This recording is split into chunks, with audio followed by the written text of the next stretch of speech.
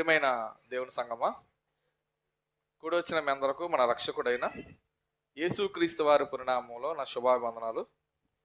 ఇది ఒక మంచి విషయాన్ని మనం ఆలోచించేద్దాం. ముఖ్యంగా మన వీడియోస్ చాలా మంది చూస్తున్నారు. నాకు చాలా ఆనందం కలిగించే విషయం ఏంటంటే, చాలామంది పాస్టర్లు ఫోన్ చేసి మీ ప్రసంగాలు విని యాజ్ ఇట్ ఈస్గా మా సంఘాల్లో ఈ ప్రసంగాలు మేము చెప్తున్నామండి అని వాళ్ళు అడుగుతున్నప్పుడు నాకు చాలా ఆనందంగా అనిపిస్తుంది. కనుక మీరు కూడా చేయవలసిన పని ఏంటంటే, ఈ ప్రసంగాలు మీరు వినేసిన ఇదే ప్రసంగం మళ్ళీ మీ ఫోన్లోకి వస్తే ఒక 5 నిమిషాలు చూడండి, లైక్ కొట్టండి, కామెంట్ చేయండి.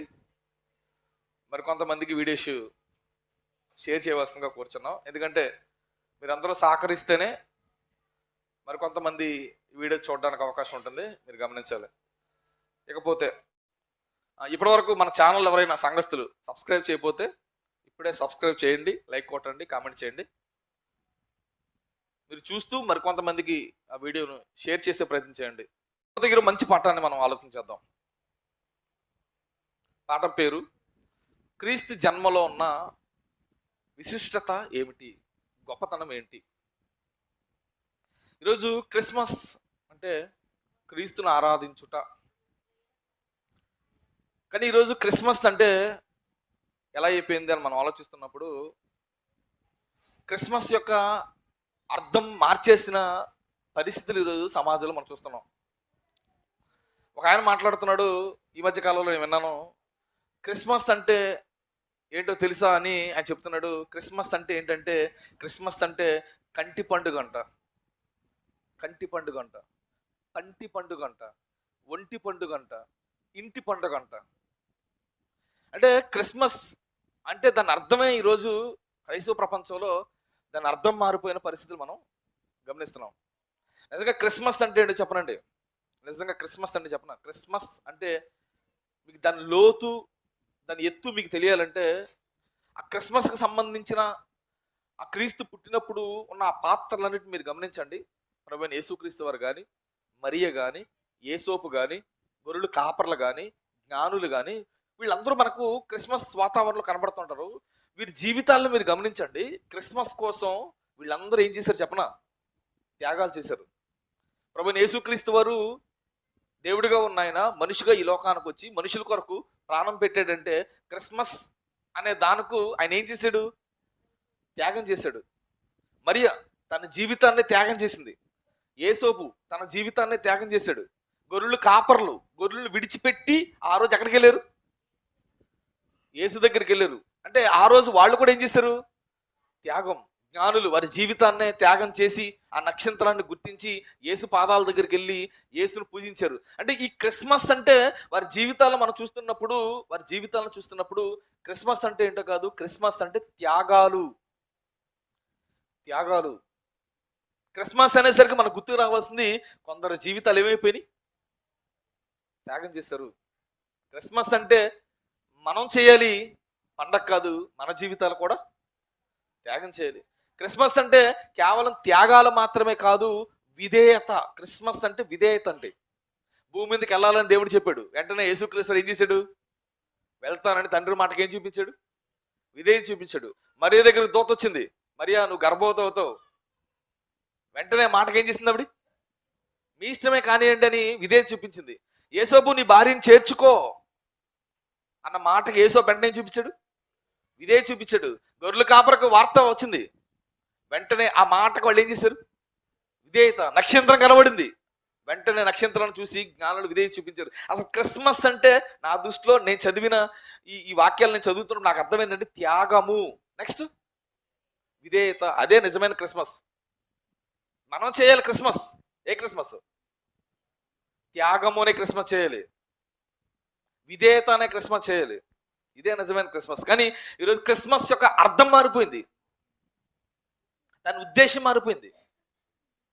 దానికి గల కారణాలు ఏంటంటే, అసలు యేసుక్రీస్తు వారు ఎందుకు ఈ లోకానికి వచ్చాడు అన్న దానిపై ఈరోజు చాలా మంది మనసు పెట్టట్లేదు. ఆయన పుట్టాడు, మనం ఏం చేయాలని ఆలోచిస్తున్నారు తప్ప ఆయన ఎందుకు వచ్చాడు, ఆయన ఏం చేశాడు, దాని నుండి మనం ఏమి నేర్చుకోవాలనే దానిపై ఈరోజు చాలా మంది మనసు పెట్టకపోవడం కొంత విచారకరం, కొంత బాధాకరం.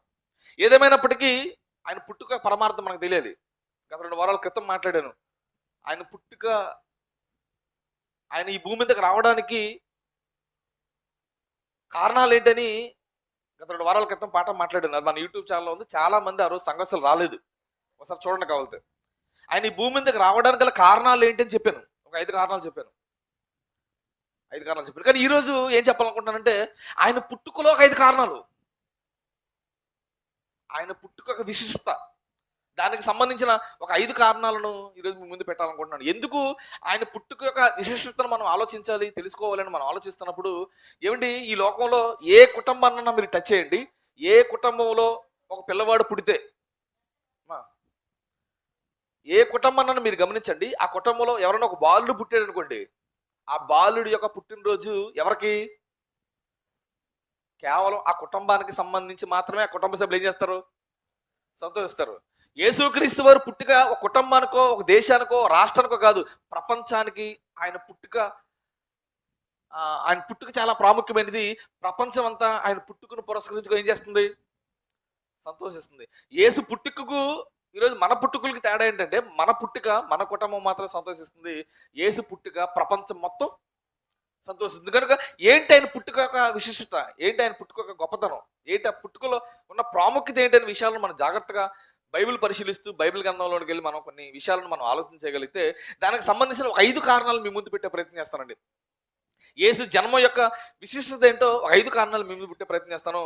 అందులో మొట్టమొదటి విషయం ఏంటంటే యేసు జన్మ పరిశుద్ధమైనది. ఆయన జన్మ యొక్క విశిష్టతలో 5 విషయాలు. అందులో మొట్టమొదటిది ఏంటంటే ఆయన జన్మ పరిశుద్ధమైనది. దీనికి సంబంధించిన బైబిల్లో ఉన్న ఆధారాలు కూడా మనం జాగ్రత్తగా పరిశీలన చేయగలిగితే, లూకాసు వార్త 1వ అధ్యాయం 26 నుంచి కొన్ని వచనాలు మీరు జాగ్రత్తగా పరిశీలన చేయగలిగితే,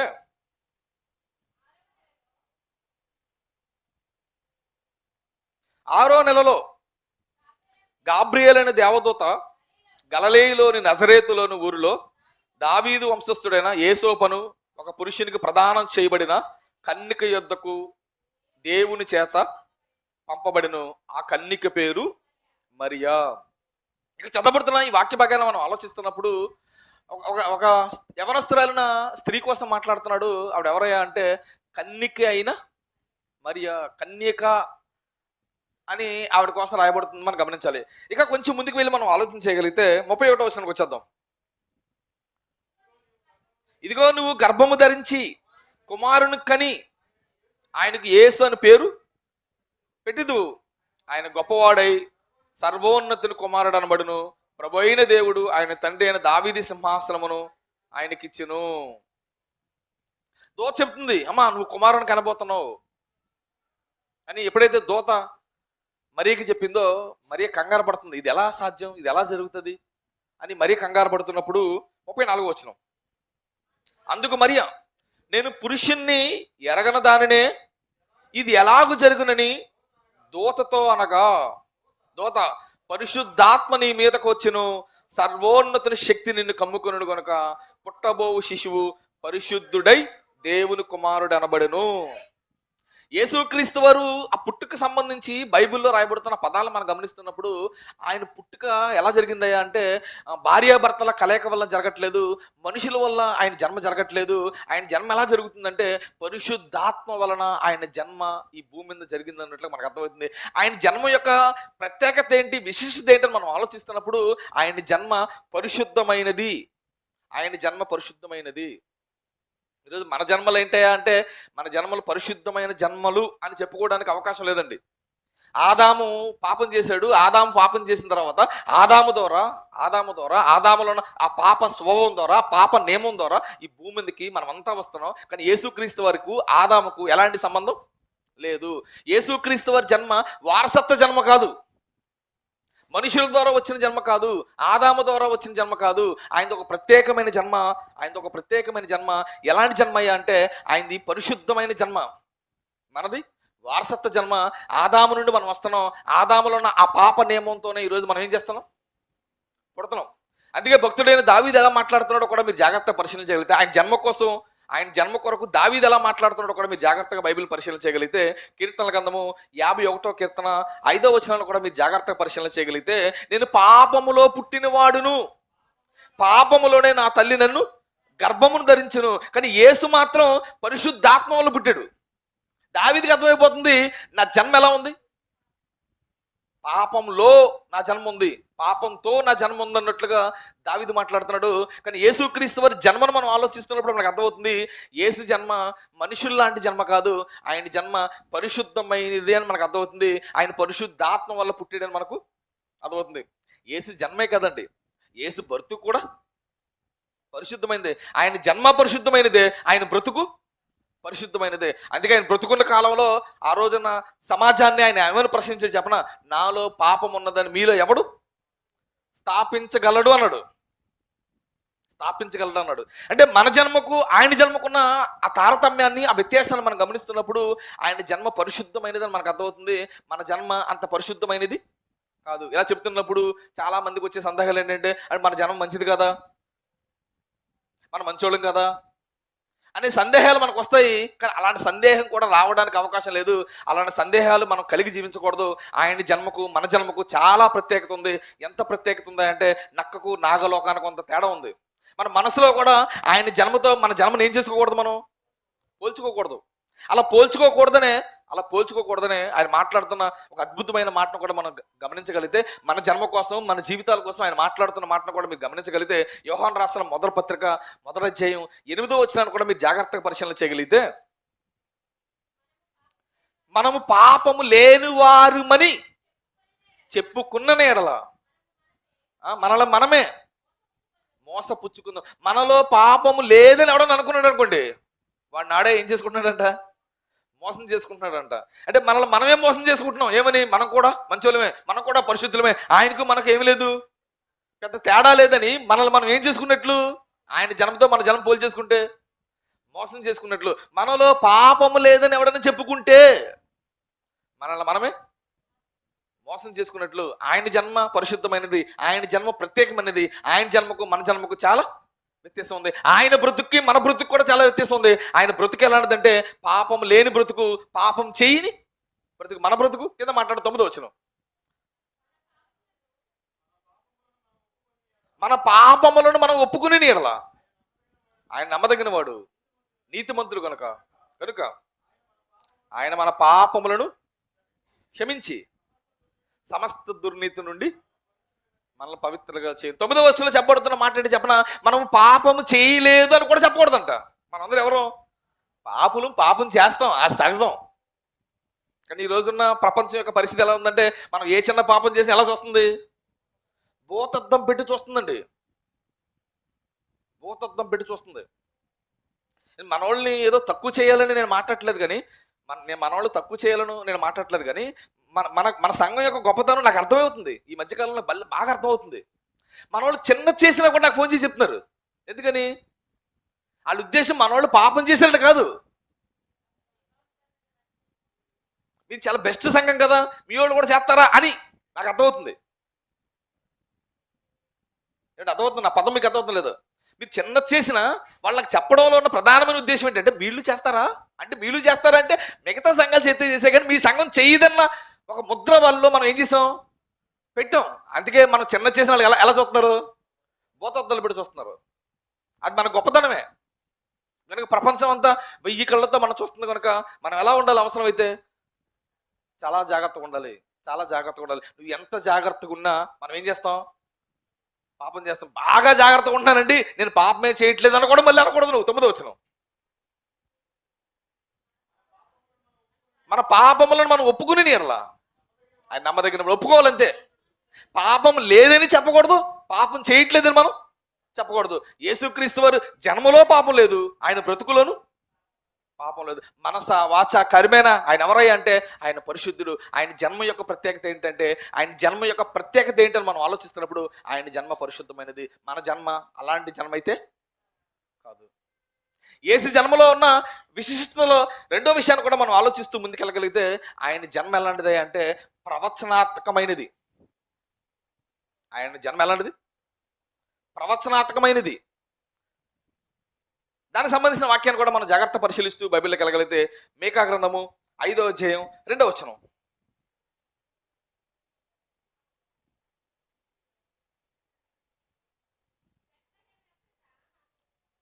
మీకా గ్రంథము 5వ అధ్యాయం 2వ వచనం, బెత్లెహేమే అపరాధం.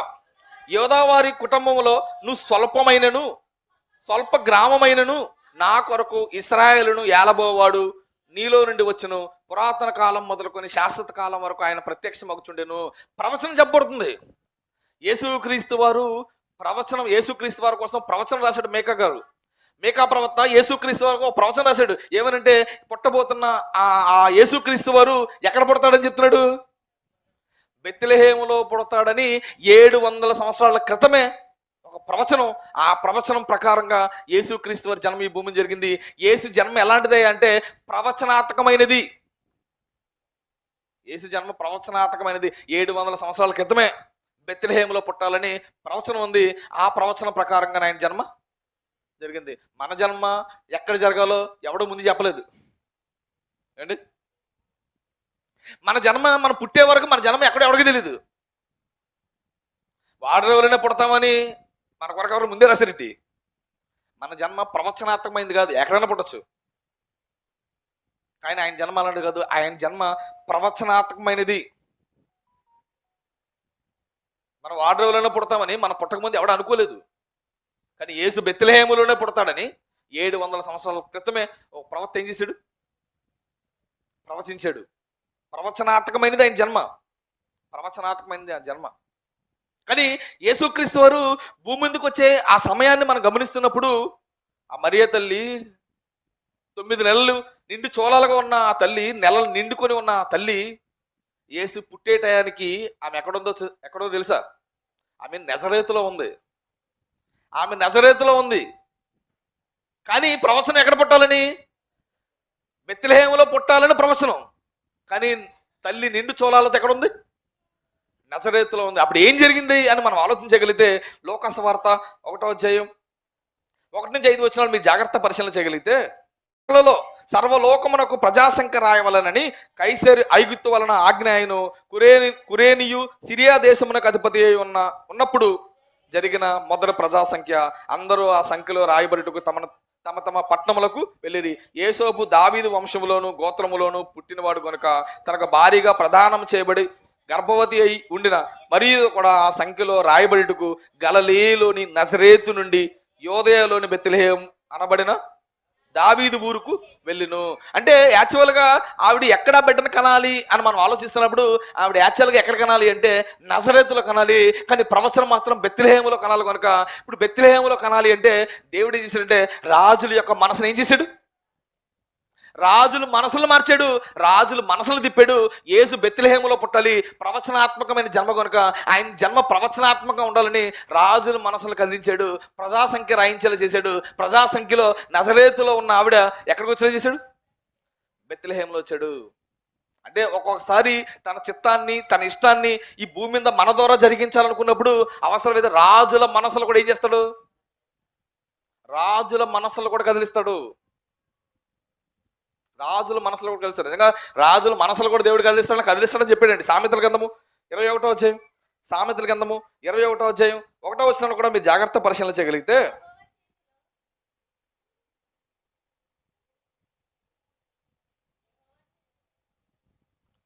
సామెతల గ్రంథము 21వ అధ్యాయం 1వ వచనం, యెహోవా చేతిలో రాజు హృదయము నీటి కాలవలే ఉన్నది, తన చిత్త వృత్తి చెప్పున దాన్ని తిప్పును. అంటే రాజుల మనసులను కూడా ఏం చేస్తూ ఉంటాడు దేవుడు?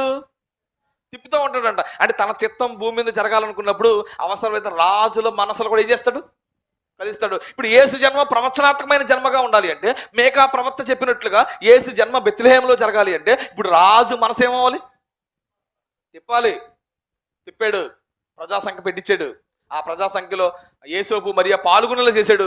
ఆయన జన్మ అక్కడే జరిగేలా చేశాడు.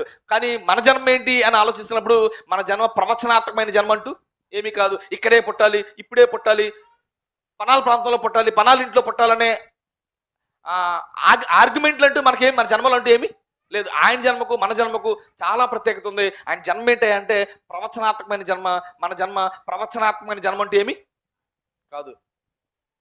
మొట్టమొదటిగా ఆయన జన్మ ఏంటంటే పరిశుద్ధమైనది. రెండవదిగా ఆయన జన్మ ఎలాంటిది? ప్రవచనాత్మకమైనది. ఇక మూడవదిగా ఆయన జన్మలో ఉన్న విశిష్టతను, మూడో విషయాన్ని కూడా చెప్పే ప్రయత్నం చేస్తాను. ఆయన జన్మ ఎలాంటిది అంటే తగ్గింపు కలిగిన జన్మ. ఆయన జన్మ ఎలాంటిది? తగ్గింపు కలిగిన జన్మ, అంటే ఒక మాట చెప్పాలంటే వినయము కలిగిన జన్మ అయింది. దానికి సంబంధించిన వాక్య భాగాన్ని కూడా మనం జాగ్రత్త పరిశీలన చేయగలిగితే, లోకాసు వార్త 2వ అధ్యాయం 7వ వచనాన్ని మీరు జాగ్రత్త పరిశీలన చేయగలిగితే, తను తొలుచూలు కుమారుని కని పొత్తుగుడ్డలతో చుట్టి సత్రంలో వారికి స్థలము లేనందున ఆయనను పశువుల తట్టులో పరుండబెట్టును. యేసుక్రీస్తు వారు జన్మ ఈ భూమి మీద జరుగుతున్నప్పుడు ఆయన జన్మ ఎలా జరిగింది అంటే చాలా తగ్గింపు జన్మ. పశువుల తట్టులో పరుండబెట్టేంత జన్మ. సత్రములో స్థలము లేకుండా సత్రములో పెట్టాల్సినంత స్థితికి వెళ్ళిపోయిన జన్మ ఆయన జన్మ. చాలా తగ్గింపు జన్మ. ఆయన జన్మను అర్థం చేసుకున్న చాలామంది గొప్ప గొప్ప సేవకులు ఆయన జన్మను ఉద్దేశించి పాడిన పాటల కోసం నేను మీకు చెప్పనవసరం లేదనుకుంటున్నాను. ఈ క్రిస్మస్ వాతావరణంలో ఒక మంచి పాట వినబడింది 10 ఏళ్ల క్రితం, ఇప్పుడు కాదు. ఆయన జన్మను ఉద్దేశించి పాడిన పాట చెప్పిన, ఎంత దీనాతి దీనము ఓ యేసయ్యా నీ జననం ఎంత దయనీయము, తలుచుకుంటే నా గుండు తడబడి కరిగి కరిగి నీరగుచున్నది. ఆయన జన్మ, ఆ పాట మనం ఆలోచిస్తున్నప్పుడు ఆయన జన్మ ఏంటి అంటే చాలా దీనాతమైనది, చాలా దీనాతమైనది, చాలా దీనాతమైనది, చాలా చాలా వినయం కలిగిన జన్మ. ఎందుకు అంతగా మాట్లాడడం కోసం వస్తుందంటే ఆయన ఎవరయ్యా అంటే అంతకుముందు దేవునితో ఆయన ఎవరు సమానుడు. ఆయన జన్మ కొరకు ఆయన భూమి మీదకి వచ్చిన ఆ స్థితిగతుల కోసం, ఆయన జన్మ కోసం పౌలు మాట్లాడుతూ ఫిలిప్పీయులకు రాసిన పత్రిక 2వ అధ్యాయం 6-7 వచనాలు కూడా మీరు జాగ్రత్త పరిశీలన చేయగలిగితే, ఆయన దేవుని స్వరూపం గలవాడై ఉండి దేవునితో సమానంగా ఉండుట విడిచిపెట్టకూడని భాగ్యమని ఎంచుకొనలేదు, కానీ మనుష్యుల పోలికగా పుట్టి దాసుని స్వరూపము ధరించుకొని తన్ను తానే రిక్తునిగా చేసుకొనెను. మరియు ఆయన ఆకారమందు మనుషులుగా కనబడి మరణం పొందినంతగా, ఆయన శిలువ మరణం పొందినంతగా విధేయత చూపిన వాడే తనను తానే. ఆయన జన్మ తగ్గింపు జన్మ. ఆయన జన్మ తగ్గింపు జన్మ. ఎంత తగ్గింపు జన్మయ్య అంటే సత్రంలో కూడా స్థలం లేకుండా ఒక పశువుల తట్టులో ఆయన పెట్టే అంత దీనాతమైన జన్మ. ఈరోజు మన జన్మలు మనం ఆలోచిస్తున్నప్పుడు హ్యాపీగా మన జన్మలు ఎక్కడ జరుగుతున్నాయి? హాస్పిటల్లో జరుగుతున్నాయి, గవర్నమెంట్ హాస్పిటల్లో జరుగుతున్నాయి. ఇంకా బాగా డబ్బున్నోళ్ళు ప్రైవేట్ హాస్పిటల్లో చెప్పించుకుంటున్నారు. ఒక మంచి వాతావరణంలో మన జన్మలు జరుగుతున్నాయి. ఆయన జన్మ యొక్క ప్రత్యేకత ఏంటి అంటే ఆయన జన్మ చాలా తగ్గింపు జన్మ. ఆయన జన్మలో ఉన్న ఆ 3వ విశిష్టత ప్రత్యేకత ఏంటని మనం ఆలోచిస్తున్నప్పుడు ఆయన జన్మ తగ్గింపు జన్మ. ఇక 4వదిగా ఆయన జన్మ యొక్క ప్రత్యేకత ఏంటని మనం ఆలోచిస్తున్నప్పుడు 4వదిగా ఏంటంటే చారిత్రకమైన జన్మ. దానికి సంబంధించిన కూడా వాక్య భాగాన్ని మీరు జాగ్రత్తగా పరిశీలన చేయగలిగితే, లోకాసు వార్త 3వ అధ్యాయం 1వ వచనం, తిబేరి కైసరి ఏలుబడిలో 15వ సంవత్సరం మందు యోదయకు పొంతి పిలాతుగా అధిపతిగా, గలిలయకు హేరోదు చతురాధిపతిగా, దేశమునకు లుసియా అధిపతిగాను, అన్నయ్య కైఫయ ప్రధాన యాజకులుగాను ఉన్న కాలంలో అరణ్యములో ఉన్న జకరియా కుమారుడైన యోహాను నొద్దకు దేవుని వాక్యము వచ్చెను. యేసుక్రీస్తు వారు ఈ భూమి మీద ఎప్పుడున్నాడు, ఎలా ఉన్నాడు, ఆ పరిస్థితులు ఏం జరిగింది అని చెప్పడానికి లోకా గారు, ఈయన యాక్చువల్గా వైద్యుడు, గట్టిగా మాట్లాడితే ఈయన చరిత్రకారుడు. ఆయన యేసు ఈ భూమి మీద ఉన్నాడు, ఆ భూమి మీద ఉన్న కాలంలో ఏం జరిగింది, ఎప్పుడు దేవుని వాక్యం వచ్చిందని చెప్పడానికి సంవత్సరం చెప్తున్నాడు. 15వ సంవత్సరం అంట. పలానా రాజు ఉన్నాడు, ఆ రాజు కాలంలో 15వ సంవత్సరం, అప్పుడు అధిపతులు ఎవరు, అప్పుడు ప్రధాన యాజకులు ఎవరు అని లిస్ట్ ఇచ్చి మరీ చెబుతున్నాడు. ఇంత లిస్ట్ ఇచ్చి చరిత్రలో ఉన్న వీళ్ళు ఏ సంవత్సరం, వాళ్ళ పేర్లు ఏంటి, వాళ్ళ రాజులు, వాళ్ళ విధానాలు, వాళ్ళ పద్ధతులు, వారందరి కోసం చెప్పి ఈయన రాస్తున్న విధానాన్ని మనం గమనిస్తున్నప్పుడు యేసుక్రీస్తు అన్నవాడు చరిత్రకు సంబంధించిన వాడు, చరిత్రలో ఉన్నవాడని చెప్పడానికి విషయాలు రాస్తున్నాడు. ఆయన చరిత్రలో ఉన్నవాడని చెప్పడానికి ఆయన రాస్తున్నాడు. యేసు జన్మ ఎలా చెప్పాలంటే యేసు జన్మ కట్టుకథ కాదు. యేసు జన్మ ఎలాంటిది కాదు, కట్టుకథ కాదు. ఆయన చరిత్రలో ఉన్నాడు. కట్టుకథలు ఎలా ఉంటా చెప్పండి, కథలు ఎలా ఉంటా చెప్పనా? అనగనగా ఒక రాజు, రాజు పేరు ఏంటి అడగకూడదు నువ్వు. అందుకే ఏమన్నాడు ముందే, అనగనగా రాజు అన్నాడు. రాజు పేరు అడగకూడదు, రాజు భార్య పేరు అడగకూడదు, రాజు దేవుడు అడగకూడదు నువ్వు. అవి కథలు. కానీ యేసుక్రీస్తు వారు జన్మ కథలకు సంబంధించిన జన్మ కాదు. ఆయనది స్టోరీ కాదు, ఆయన జన్మ స్టోరీ కాదు, ఆయన జన్మ హిస్టరీ. బాగా చెప్పాను లేదు, ఆయన జన్మ స్టోరీ కాదు, హిస్టరీ. ఆయన జన్మతోనే చరిత్రను రెండు భాగాలకు చేశారు. క్రీస్తు పూర్వం, క్రీస్తు శకం. ఆయన జన్మతోనే చరిత్రను రెండు భాగాలు చేశారంటే ఆయన జన్మ చారిత్రాత్మకమైన జన్మ, ఆషామాషి జన్మ కాదు, అల్లడప్ప జన్మ కాదు. ఆయన జన్మ చాలా గొప్పది. ఇది నాలుగోది. ఇక ఆయన జన్మలో ఉన్న మరొక విశిష్టతను మీ ముందు పెట్టే ప్రయత్నం చేస్తాను. ఆయన జన్మ ఎలాంటిదంటే అందరి కొరకు ఆయన జన్మ. ఆయన జన్మ ఎవరి కొరకు? అందరి కొరకు. లోకాసు వార్త 2వ అధ్యాయం 8 నుంచి కొన్ని వచనాలు మీరు జాగ్రత్త పరిశీలన చేయగలిగితే, ఆ దేశంలో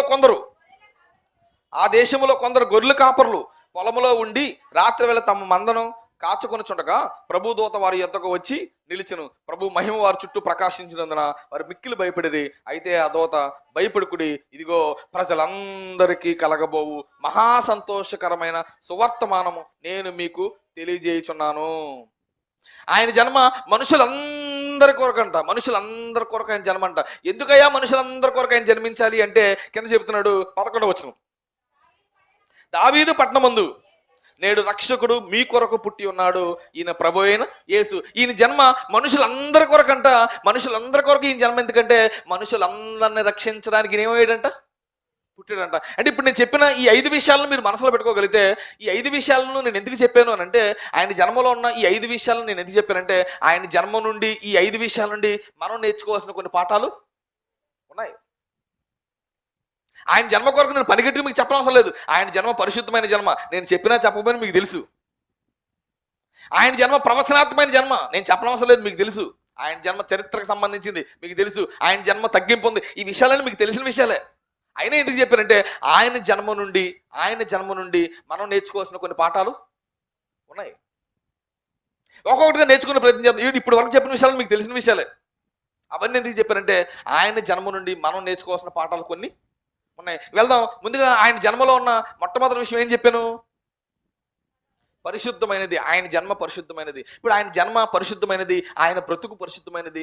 దాని నుండి మనం నేర్చుకోవాల్సిన పాఠం ఏంటంటే, ఆయన నమ్ముకున్న, ఆయన పిల్లలుగా మారు మనసు పొంది బాప్తిసం తీసుకుని దేవుని పిల్లలుగా కొనసాగుతున్న మనం ఎలా ఉండాలి అని దేవుడు కోరుకున్నాడు. ఒకటి మీరు జాగ్రత్తగా బైబిల్ పరిశీలించగలిగితే మన జీవితం ఎలా ఉండాలని దేవుడు కోరుకున్నాడో వాక్యంలో ఆ విషయాన్ని చూద్దాం. పేతురు రాసిన మొదటి పత్రిక 1వ అధ్యాయం 14-16 వచనాలు కలిపి ఉన్నాయి. మీరు జాగ్రత్త పరిశీలన చేయగలిగితే ఆయన జన్మ నుండి, ఆయన బ్రతుకు నుండి మనం నేర్చుకోవాల్సిన పాఠం ఒకటి రాయబడి ఉంది. చూడండి. నా జన్మ పరిశుద్ధమైనది, నా బ్రతుకు పరిశుద్ధమైనది, నేను పరిశుద్ధుని కనుక మీరును పరిశుద్ధులై ఉండుడని రాయబడి ఉన్నది. కాగా మీరు విధేయులకు పిల్లలై మీ పూర్వపు అజ్ఞాన దశలో మీకుండిన ఆశలను అనుసరించి ప్రవర్తింపక మిమ్మల్ని పిలిచిన వాడు పరిశుద్ధుడై ఉన్న ప్రకారము మీరును సమస్త ప్రవర్తన యందు పరిశుద్ధులై ఉండండి. నిజమైన క్రిస్మస్ అంటే ఏంటి చెప్పనా? నిజమైన క్రిస్మస్ ఏంటంటే, నేను పరిశుద్ధుని కనుక మీరు కూడా పరిశుద్ధులుగా ఉండడమే నిజమైన క్రిస్మస్. కానీ క్రిస్మస్ పేరుతో పరిశుద్ధతను ఏం చేసుకుంటున్నారు మనోళ్ళు? పాడు చేసుకుంటున్నారు. క్రిస్మస్ పేరుతో పరిశుద్ధతను మన వాళ్ళు అలవర్చుకోవాలి, పరిశుద్ధతను మరింతగా పెంచుకోవాలి. కానీ పరిశుద్ధతను తీసుకొని పాపులుగా మారిపోతున్నారు. ఈరోజు క్రిస్మస్ పేరుతో ఏం జరుగుతుందంటే, పాపం ప్రజ్వలింప జరుగుతుంది, పాపం పెరిగిపోతుంది. కానీ నిజమైన క్రిస్మస్ అంటే ఏంటో చెప్తున్నాడు? నేను పరిశుద్ధుని కనుక, నేను పరిశుద్ధంగా పుట్టాను కనుక, నేను పరిశుద్ధంగా జీవించాను కనుక నన్ను నమ్ముకున్న నా పిల్లలు కూడా ఎలా ఉండాలి? పరిశుద్ధంగా ఉండాలి. ఇదే నిజమైన క్రిస్మస్. అంటే ఆయన జన్మలో ఉన్న ఆ ప్రత్యేకతను మనం చూస్తూ మనం నేర్చుకోవాల్సిన పాఠం ఏంటంటే, ఆయన జన్మ పరిశుద్ధమైనది, ఆయన బ్రతుకు పరిశుద్ధమైనది. దాని నుండి మనం నేర్చుకుంటున్న పాఠం ఏంటంటే, మనం కూడా ఎలా జీవించాలి? పరిశుద్ధంగా జీవించాలి. ఇక ఆయన జన్మలో ఉన్న రెండో విషయాన్ని కూడా మనం ఆలోచిస్తూ ముందుకెళ్ళగలిగితే, ఆయన జన్మలో ఉన్న రెండో విషయం ఏంటంటే, ఆయన జన్మ ప్రవచనాత్మకమైనది. ఆయన జన్మ ఎలాంటిది? ప్రవచనాత్మకమైనది. అంటే రాయబడినట్లుగానే ఆయన భూమి మీదకి వచ్చాడు, రాయబడినట్లుగానే ఆయన భూమి మీద ఏమయ్యాడు? వెతికాడు. ఇప్పుడు ఆయన జన్మను చూసి, ఆయన బ్రతుకును చూసి మనం నేర్చుకోవాల్సిన పాఠం ఏంటంటే, మన కొరకు కూడా కొన్ని విషయాలు రాయబడ్డాయి. వాటి ప్రకారంగానే ఈ భూమి మీద మనం ఏం చేయాలి? బ్రతకాలి. ఎపిసోడ్ రాసిన పత్రిక 2వ అధ్యాయం 10వ వచనాన్ని మీరు జాగ్రత్తగా పరిశీలన చేయగలిగితే, మరియు వాటి యందు మనము నడుచుకొనవలెనని దేవుడు ముందుగా సిద్ధపరిచిన సత్క్రియలు చేయుటకే మనం క్రీస్తు యేసునందు సృష్టింపబడిన వారిమై ఆయన చేసిన పని ఏమన్నాము. మనం ఎందుకు పుట్టాము, ఎందుకు క్రీస్తుని నమ్మామంటే దేవుడు ముందుగానే అనుకున్నాడంట. అప్పారావు ఈ పనులు చేయాలి, పాపారావు ఈ పనులు చేయాలి, సుబ్బారావు ఈ పనులు చేయాలని దేవుడు ముందుగానే అనుకున్నాడంట. అనుకుని భూమి మీదకి పంపించాడంట. వచ్చిన మనం క్రీస్తుని నమ్ముకొని దేవుడు ఏవైతే అనుకున్నాడో, ఏం చేయాలని దేవుడు ముందుగానే రాసుకున్నాడో వాటన్నిటిని మనం ఏం చేయాలి, జరిగించాలి. యేసు చెప్పినట్లుగా పుట్టాడు, చెప్పినట్లుగా బ్రతికాడు. మనం కూడా మన కొరకు ముందుగా దేవుడు ఏవైతే అనుకున్నాడో వాటి ప్రకారంగా మనం ఏం చేయాలి, బ్రతకాలి. అంటే ఆయన జన్మ నుండి మనం నేర్చుకోవాల్సిన పాఠం ఏంటంటే ఆయన జన్మ ప్రవచనాత్మకమైనది. ఆయన జన్మ ప్రవచనాత్మకమైనది. మన బ్రతుకులు కూడా ఎలా ఉండాలి, ప్రవచనాత్మకంగానే ఉండాలి. ఏమంటే ఎవరు ఎలా బ్రతకాలో దేవుడి కంటూ కొన్ని ప్రవచనాలు ఉన్నాయంట. ప్రతి ఒక్కరి విషయంలో దేవునికి కొన్ని ప్రవచనాలు ఉన్నాయంట. కామేష్ ఎలా బతకాలి, ఎల్ఐశ్వరాజ్ ఎలా బతకాలి, యేసోపు ఎలా బ్రతకాలని దేవుడు అందరి విషయంలో ప్రవచనాలు ఉన్నాయంట. ఆ ప్రవచనాల ప్రకారంగా బ్రతకాలంట. ఒక రోజు చెప్తున్నాడు అపోస్తలుడైన పౌలు చెప్తున్నాడు, తిమోతి నాదేముందని నువ్వు అనుకుంటున్నావో దేవుడు నీ విషయమే కూడా కొన్ని ప్రవచనాలు ఉన్నాయి, ఆ ప్రవచనాలు నీ జీవితంలో జరగాలని అపోస్తలుడైన పౌలు తిమోతికి పత్రిక రాస్తూ ఏం చెప్తున్నాడో కూడా మీరు జాగ్రత్త పరిశీలన చేయగలిగితే, తిమోతి రాసిన మొదటి పత్రిక 1వ అధ్యాయం 18 నుంచి కొంచెం వచ్చిన మీరు జాగ్రత్త పరిశీలన చేయగలిగితే, నా కుమారుడైన తిమోతి నీ విశ్వాసమును మంచి మనస్సాక్షి కలిగిన వాడివై నిన్ను గూర్చి ముందుగా చెప్పబడిన ప్రవచనములు చొప్పున ఈ మంచి పోరాటం పోరాడవలనని వాటిని బట్టి ఈ ఆజ్ఞ నీకు అప్పగించున్నాను. అపోస్తలుడైన పౌలు చెప్తున్నాడు, తిమోతి నువ్వు ఎలా బ్రతకాలో దేవుడి కొంటూ కొన్ని ఏమన్నాయి, ముందుగానే ప్రవచనాలు ఉన్నాయి. యేసు ప్రవచనాత్మకంగా పుట్టాడు, ప్రవచనాత్మకంగానే ఆయన జన్మ జరిగింది. ఆయన జన్మ నుండి మనం నేర్చుకోవాల్సిన పాఠం ఏంటంటే, ఇక్కడికి వచ్చిన మీ అందరి విషయంలో దేవుడు కొన్ని ప్రవచనాలు ఉన్నాయి. ఏంటి ప్రవచనాలు? నా కొరకు నా పిల్లలు ఉన్నతంగా బ్రతకాలని దేవుడు కొన్ని ప్రవచనాలు పెట్టుకున్నాడు. ఆ ప్రవచనాల ప్రకారం మనం ఏం చేయాలి, బ్రతకాలి. ఈరోజు పరిస్థితి ఎలా ఉంది అంటే దేవుడు ప్రవచనాలు, దేవుడు ఆజ్ఞలు, దేవుడు ఉద్దేశాలు పక్కన పెడుతున్నాం. మన ఇష్టాలు, మన ఆలోచనల ప్రకారంగా ఈ భూమి మీద మనం ఏం చేస్తున్నాం, కొనసాగుతున్నాం. ఏమిటి గుర్తుపెట్టుకోండి, నీ ఇష్ట ప్రకారంగా ఈ భూమి మీద బతుకుతున్నావు అంటే నీకు అర్థమైపోతుండాలి. దేవుడు నీ ఎల్ల పెట్టుకున్న కొన్ని ప్రవచనాల విషయంలో నువ్వేమైపోతున్నావు, ఫెయిల్ అయిపోతున్నావు. కానీ పౌలు చెప్తున్నాడు, తిమోతి నీ విషయంలో కొన్ని ప్రవచనాలు ఉన్నాయి, ఆ ప్రవచనాల ప్రకారంగా నీ జీవితం ఎలా ఉండాలి, ఒక పోరాటంలో ఉండాలి. అప్పుడు వెంటనే చెప్తున్నాడు, నువ్వు మాత్రం ప్రవచనాత్మకంగా బతకాలి. కానీ కొంతమంది ఎలా బతుకుతున్నారో చెప్తున్నాడు. కొంతమంది ఎలా బతుకుతున్నారంటే 18 వచ్చిన 19 వచ్చిన అట్టి మనస్సాక్షిని కొందరు త్రోసివేసి విశ్వాస విషయమై వాడ బద్దలైపోయిన వారు వలె చెడిపోయి ఉన్నారు. సముద్రంలో వాడ బద్దలైపోతే వాడలో ఉన్న వారి జీవితాలు ఏమైపోతాయో మనందరికీ తెలుసు. అలాగే విశ్వాస జీవితంలో ఈ ప్రవచనాలు, దేవుని వాక్యాలు, వాటి ప్రకారంగా బ్రతకని వాడి జీవితం కూడా ఏమైపోద్దంట, వాడ బద్దలైపోయినట్లుగా విశ్వాస జీవితాలు చాలా మంది ఏం చేసుకుంటారంట, బద్దలు కొడేసుకుంటున్నారంట. కొందరు జీవితాలు ఏమైపోతుంది చెప్పండి, మనకు తెలియకుండానే బద్దలైపోతుంటాయి. కొందరు జీవితాలు తెలియకుండానే నాశనం అయిపోతుంటాయి. మన విశ్వాస జీవితం బద్దలైపోతున్నా, మన విశ్వాస జీవితం నాశనం అయిపోతుంది అని మనకు అర్థమవుతున్నప్పుడు మనకు అర్థం అవ్వాలి. అయితే మనం దేవుడు చెప్పిన ప్రవచనాల ప్రకారంగా మనం ఏం చేయట్లేదు, బతకట్లేదు. దేవుడికి ప్రతి ఒక్కరిని మైండ్లో పెట్టుకుంటాడు. దేవుడు సింహాద్రి ఎలా బతకాలి, సత్యారావు ఎలా బతకాలి, ప్రసాద్ ఎలా బతకాలని దేవుడు ముందుగా అనుకున్నాడు. అలాగే నువ్వు భూమి మీద ఏం చేయాలి, ఆయన అనుకున్నట్లుగానే భూమి మీద నువ్వు బ్రతకాలి. అసలు నీ ఇష్టం అన్న మాట నువ్వు ఏం చేయాలి, పక్కన పెట్టాలి. యేసుక్రీస్తు వారు ఈ భూమి మీదకి వచ్చి మాట్లాడిన మాట చెప్పనా, నా ఇష్టం నేను నెరవేర్చుకున్నట్టుగా ఈ భూమి మీదకి నేను రాలేదు, నన్ను పంపిన వాని చిత్తం జరిగించడానికి నేను ఈ భూమి మీదకి వచ్చాను. ఒకరోజు యేసుక్రీస్తు వారికి ఆకలేస్తుంది. శిష్యులతో చెప్పాడు. శిష్యులు ఆహారం తీసుకురావడానికి ఊర్లోకి వెళ్ళారు. ఈలోపు సమర స్త్రీ వచ్చింది, ఆమెతో మాట్లాడాడు, ఆవిడ మార్చేశాడు. ఈలోపు శిష్యులు ఆహారం తీసుకొచ్చి తినమంటే వాళ్ళు ఏమన్నాడు యేసుక్రీస్తు, నా తండ్రి చిత్తాన్ని జరిగించటమే, నా తండ్రి పనిని తుదముట్టించుటే నాకు ఆహారమే ఉన్నది. అంటే ఆహారం కన్నా ఆయన దేన్ని ప్రాముఖ్యంగా చూస్తున్నాడు, దేవుడు నా ఎడలు అనుకున్న వాటిని జరిగించడమే నాకు ఆహారం కంటే గొప్పది. ఈరోజు మనకు ఆహారం గొప్పదా, వాక్యం గొప్పదా అంటే ఏం చేస్తాం, అవసరం ఆదివారం ప్రార్థన గురించి పోతాం. మీ పరిస్థితులు మీకు ఉండొచ్చు, మీ ప్రాబ్లమ్స్ మీకు ఉండొచ్చు. నేను వ్యతిరేకించి మీరు రావట్లేదు కదా వ్యతిరేకించి చెప్పాలన్న నా ఉద్దేశం కాదు. నా కోరిక, నా ఆశ అని చెప్పాల. మీరు ఈ చిత్తాన్ని, దేవుడి చిత్తాన్ని అనుకూలంగా మీరు బ్రతికితే, జీవిస్తే ఖచ్చితంగా ఆ లోకం చేరాలన్న ఆశతోని మాటలు చెప్తాను తప్ప మీరు రాలేదు కనుక ఏదో సూటిపోటు మాటలతో చెప్పాలన్న నా ఉద్దేశం అయితే కాదు. మీ పరిస్థితులు నాకు తెలుసు, మీ పరిస్థితులు దేవుడికి కూడా తెలుసు. కానీ నువ్వు దేనికి తలవంచాలి అంటే, ఆహారం కన్నా దేనికి తలవంచాలి, దేవుని చిత్తానికి తలవంచాలి. ఒక్కసారి దేవుని చిత్తాన్ని తలవంచుడు, దేవుడిని స్థితిని, నీ పరిస్థితిని మార్చపోతే అడుగు చూడు.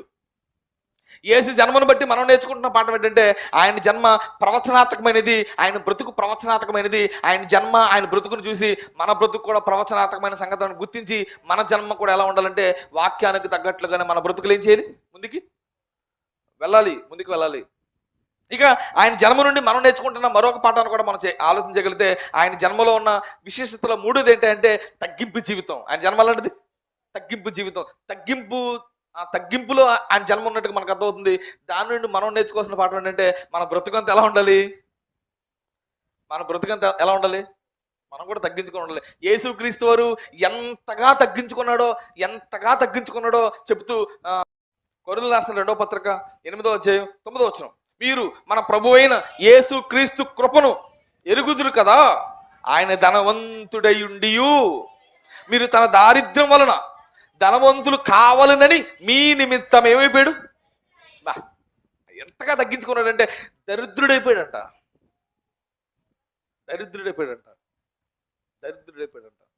ఆయన భూమి మీద జన్మిస్తున్నప్పుడు స్థలం లేనంత దరిద్రుడైపోయాడంట. పశువుల తొట్టులో పరుణుడయ్యేంత దరిద్రుడైపోయాడంట. ఎందుకయ్యా ఇంత దరిద్రుడు అయిపోయావంటే మనందరిని ఏం చేయడానికి? ధనవంతులు చేయడానికి. ఏ ధనవంతులు? ఈ ధనవంతులు కాదు, ఆధ్యాత్మిక ధనవంతులుగా చేయడానికి, ఆధ్యాత్మికలో మనం గొప్పవారుగా అవడానికి, పరలోకం చేరడానికి ఆయన తనను తాను ఏం చేసుకున్నాడు? తగ్గించుకున్నాడు. యేసుక్రీస్తు వారు ఆ జన్మను గమనిస్తున్నప్పుడు, ఆయన బ్రతుకును గమనిస్తున్నప్పుడు ఆయన జన్మ, ఆయన బ్రతుకు ఎంతో తగ్గింపు. అది చూసిన మనం, అది నేర్చుకుంటున్న మనం, ఆయన నమ్ముకున్న మనం, మన బ్రతుకులో, మన జీవితంలో కూడా ఉండాలి, తగ్గించుకోవాలి. ఆయన ఎందుకు తగ్గించుకున్నాడో చూడండి.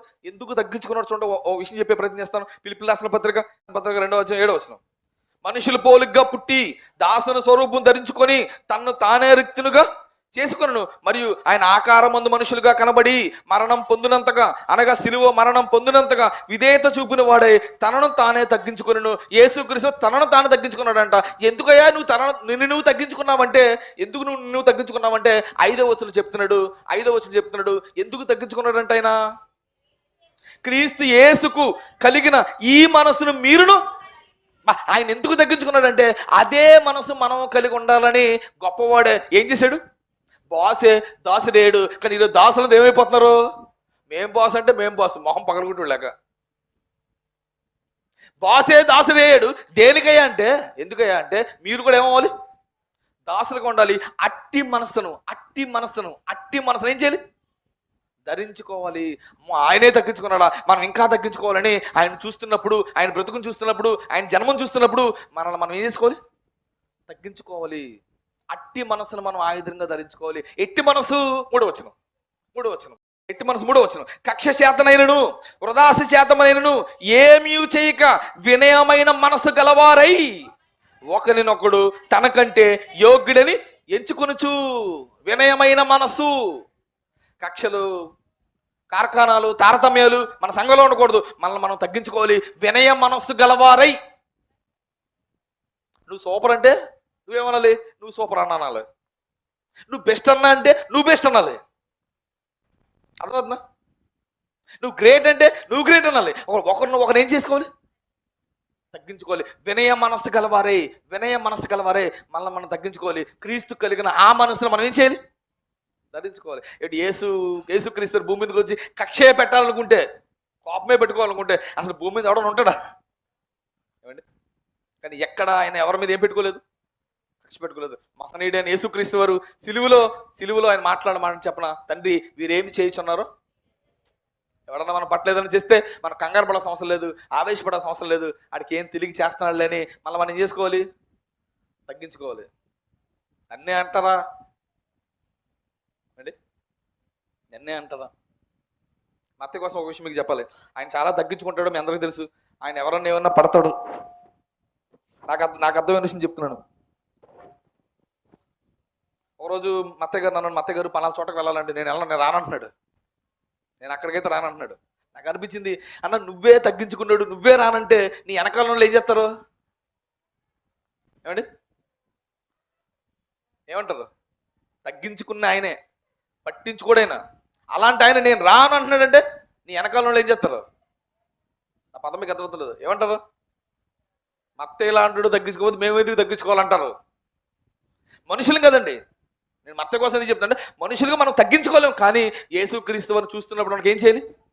తగ్గించుకోవాలి.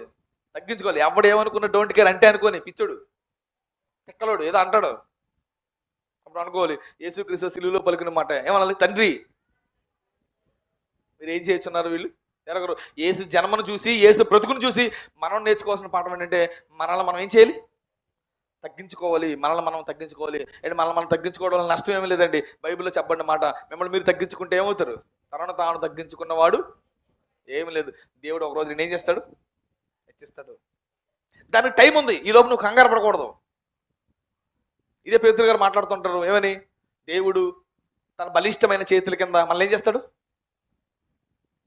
చదవమంటారండి అక్కడ ఎప్పుడు జరుగుతున్నావు. పేతురు రాసిన మొదటి పత్రిక 5వ అధ్యాయం పేతురు మాట్లాడుతున్నాడు. సంఘ పెద్దలు చెప్తున్నాడు 5వ అధ్యాయం మొదటి నుంచి. తోటి పెద్దను క్రీస్తు శ్రమల గురించి సాక్షి బయలుపరచబడబోయే మహిమలో పాలువాడునైన నేను మీలో పెద్దలను హెచ్చరిస్తున్నాను. పెద్దలకు వార్నింగ్ ఇస్తున్నాడు దేవుడు. ఏంటో వార్నింగ్? బలిమి చేత కాక దేవుని చిత్త ప్రకారము ఇష్టపూర్వకంగా దుర్లాభాపేక్షతో కాక సిద్ధ మనసుతోనూ మీ మధ్యనున్న దేవుని మందను పై విచారణ చేయుతు. దాన్ని ఏం చేయాలి? కాయాలి. అప్పుడప్పుడు కొన్ని జంతువులు గురువుగారి మీదకి ఏం చేస్తుంటాయి? గురువుగారిని పొడిచే పరిస్థితి ఉంటుంది. ఇది నన్ను పొడుతుంది కదా, ఇది నాకు వద్దంటాడా? దాన్ని ఏం చేయాలి? సాగు చేయాలి, నెమ్మదపరచాలి. అదే చెప్తాడు. మీకు అప్పగింపబడిన వారిపై ప్రభువులు అయినట్టు ఉండక మందకు మాదిరిగా ఉండండి. ప్రధాన కాపరి ప్రత్యక్షమైనప్పుడు మీరు వాడబారిని మహిమా కిరీటము పొందుదురు. చిన్నపిల్లలారా మీరు పెద్దలకు లోబడి ఉండుడి. మీరందరూ ఎదుటివాని ఎడల దేన మనసు అను వస్త్రములను ధరించుకొని మిమ్మల్ని మీరు అలంకరించుకొనుడి. దేవుడు అహంకారాలను ఎదిరించి దీనులకు కృపానుగ్రహించును. దేవుడు తగిన సమయమందు మిమ్మల్ని హెచ్చించినట్లు ఆయన బలిష్టమైన చేతుల కింద దేన మనస్సుకులై దేవుడు మిమ్మల్ని ఓ రోజు స్థాయికి తీసుకెళ్తాడు. అప్పటి వరకు నువ్వు చేయవలసిన పని ఏంటంటే నిన్ను నువ్వు తగ్గించుకోవాలి. ఆయన బలిష్టమైన చేతుల కింద నువ్వు దేన మనస్సు కలిగి ఏం చేయాలి? ఎందుకు నువ్వు తగ్గించుకోవాలన్నానంటే మన బాసే తగ్గించుకున్నాడు. అది నా బాధ అంతా. మనల్ని పుట్టించిన వాడు, మనల్ని రక్షించిన వాడు, మన పరలోకానికి తీసుకెళ్ళగలిగే సామర్థ్యం కలిగిన యేసే తనను తాను తగ్గించుకున్నాడు. అట్టి మనసుని మనం ఏం చేయాలి? అట్టి మనసుని మనం ఆయుధంగా ధరించుకోవాలి. చాలా చోటాలని పదాలు మాట్లాడుతుంటారండి. యేసుక్రీస్తు సంపడ్డాడు. అట్టి మనసును మీరు ఆయుధంగా ధరించుకోండి అంటాడు యోహాను గారు. యేసుక్రీస్తు వారి మనసు మనం ధరించుకోవాలి. ఏంటయ్యా ఆయన మనసు అంటే తనను తానే తగ్గించుకున్నాడు. అంటే ఆయన జన్మలో ఉన్న ఆ 3వ విషయాన్ని కూడా మనం గమనిస్తున్నప్పుడు ఆయన జన్మ తగ్గింపు జన్మ, ఆయన బ్రతుకు తగ్గింపు బ్రతుకు. దాని నుండి మనం నేర్చుకోవాల్సిన పాఠం ఏంటంటే మనల్ని మనం ఏం చేసుకోవాలి? తగ్గించుకోవాలి. ఇక యేసు జన్మలో ఉన్న 4వ విషయాన్ని కూడా మనం ఆలోచించగలిగితే ఆయన జన్మ చారిత్రాత్మకమైనది.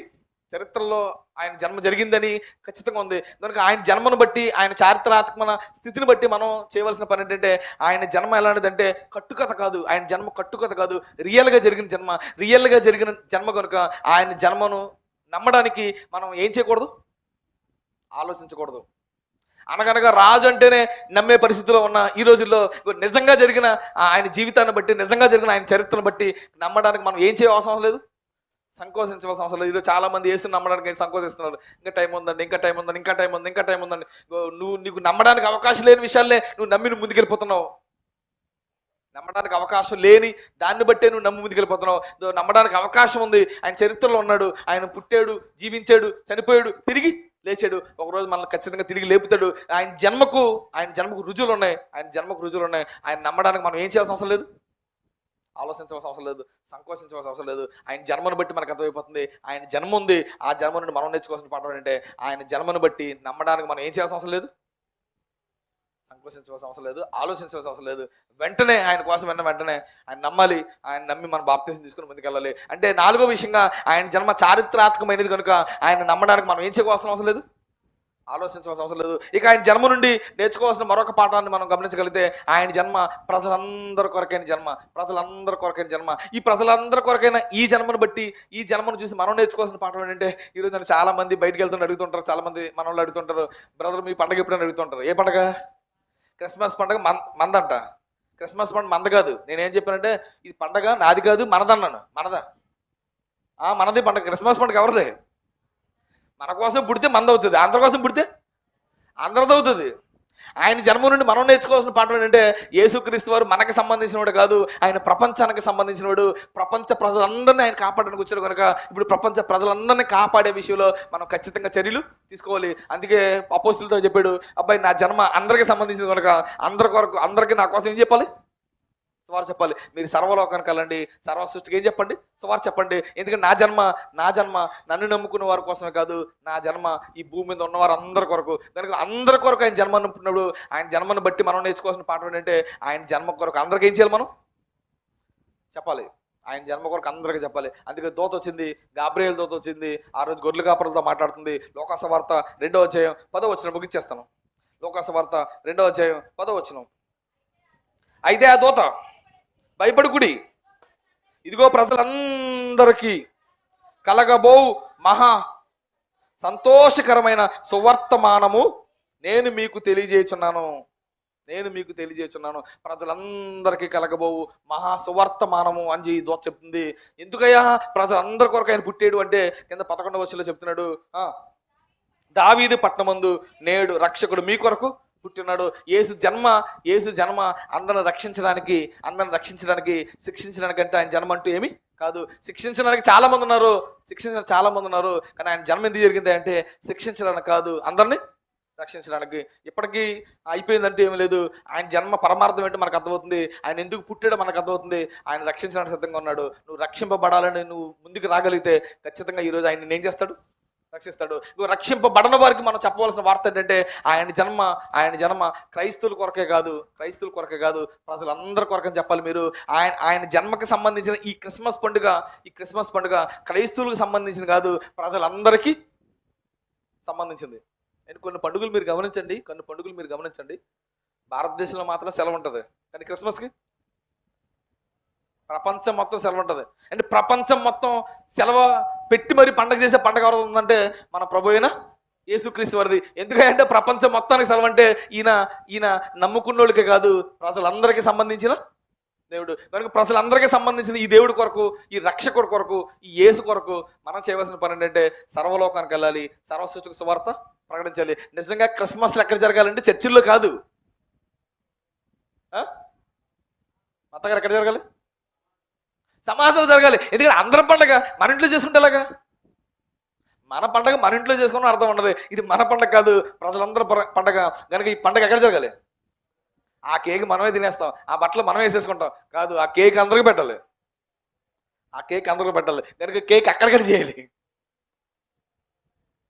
అందరిలో కట్ చేయాలి. కనుక అందరి పండగ. ఈ విషయాన్ని నేర్చుకుంటున్న మనం, తెలుసుకుంటున్న మనం, అర్థం చేసుకుంటున్న మనం చేయవలసిన పని ఏంటి అంటే ఈ పండగ కొరకు అందరికీ చెప్పాలి. పండగ కొరకు అంటే క్రిస్మస్ కాదు, హ్యాపీ క్రిస్మస్ ఇది కాదు చెప్పంటున్నాను. ఆయన పుట్టాడు మన కొరకు బ్రతికాడు, మన కొరకు చనిపోయాడు, మన కొరకు తిరిగి లేచి ఆధారంగా ఉన్నాడని ఆయన జన్మ కొరకు అనేకులకు చెప్పవలసిన విషయాలు మనం చాలా ఉన్నాయి, చాలా అర్థమవుతున్నాయి. ఆ విషయాలు అనేకులకు చెప్పాలి. ఆయన జన్మలో ఉన్న ఆ విశిష్టతను మనం ఆలోచిస్తున్నప్పుడు ఆయన జన్మలో ఉన్న విశిష్టత ఏంటంటే ఆయన జన్మ పరిశుద్ధమైనది, ఆయన జన్మ ప్రవచనాత్మకమైనది, ఆయన జన్మ తగ్గింపగలిగినది, ఆయన జన్మ చారిత్రాత్మకమైనది, ఆయన జన్మ ప్రజలందరి కొరకు. ఈ విషయాలన్నింటినీ మనం ఆలోచిస్తున్నప్పుడు ఈ విషయాలను మనం నేర్చుకోవాల్సిన పాఠాలు ఏంటంటే మనం కూడా పరిశుద్ధంగా జీవించాలి, మనం కూడా తగ్గించుకోవాలి.